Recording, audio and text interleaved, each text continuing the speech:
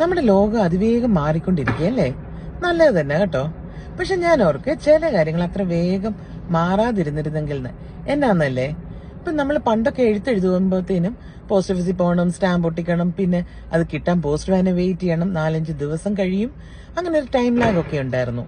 Emails വന്നപ്പം അതങ്ങ് മാറി ഭയങ്കര ഈസിയായി. ഇപ്പം ശരിക്കും ഒരു പേഴ്സണൽ ടച്ച് പോയി എന്ന് പറഞ്ഞാലും കാര്യം നടക്കുന്നുണ്ടല്ലോ.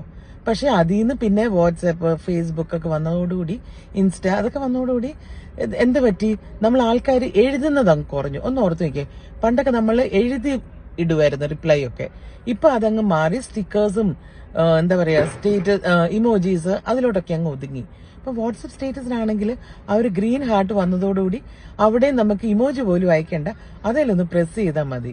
അപ്പൊ ഞാൻ ചിലപ്പോൾ ഓർക്കും, നമ്മുടെ കമ്മ്യൂണിക്കേഷൻ കൂടിയോ അതോ കുറഞ്ഞോ? Certain things are best express through stickers, സമ്മതിച്ചു.